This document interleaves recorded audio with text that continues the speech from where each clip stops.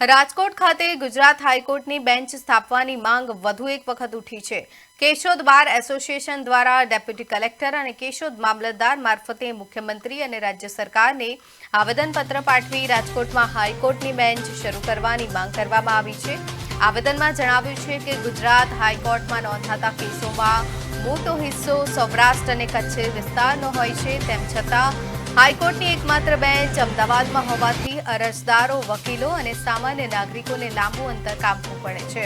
જેના કારણે સમય અને ખર્ચ બંનેમાં વધારો થાય છે। કેશોદ બાર એસોસિએશનના હોદ્દેદારોએ રજૂઆત કરી હતી કે રાજકોટ સૌરાષ્ટ્ર કચ્છનું મુખ્ય કેન્દ્ર હોવાથી ત્યાં હાઈકોર્ટની બેન્ચ કાર્યરત કરવામાં આવે તો લાખો લોકોને ઝડપી, સરળ અને સસ્તો ન્યાય મળી શકે છે।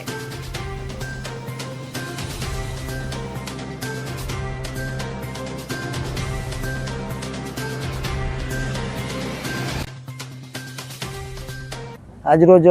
જે અમે આવેદનપત્ર આપવા માટે ડેપ્યુટી કલેક્ટર સાહેબ, મામલતદાર સાહેબમાં આવ્યા છીએ, એમાં અમારી ખાસ રજૂઆત એવી છે કે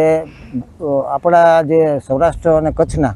જે વકીલો છે અને આપણા બાર કાઉન્સિલના મેમ્બરો છે, તેની હમણાં છેલ્લે 25/7/2026ના રોજ જે બેઠક મળી હતી, એમાં આજે મહત્ત્વનો નિર્ણય લેવામાં આવ્યો હતો કે આપણે જે હાઈકોર્ટ બેન્ચની માંગણી ઘણી બધી વર્ષોથી, આ 30 વર્ષથી પડતર છે, આ માંગણીને લઈ અને એક દિવસની આપણે ભૂખ હડતાલ રાખીએ, એક દિવસ કોર્ટ કાર્યવાહીથી અલિપ્ત રહીએ અને સરકારશ્રીમાં આપણી રજૂઆત પહોંચે અને રાજકોટ જ્યારે હાઈકોર્ટની બેન્ચ ફાળવવામાં આવશે ત્યારે પક્ષકારોને,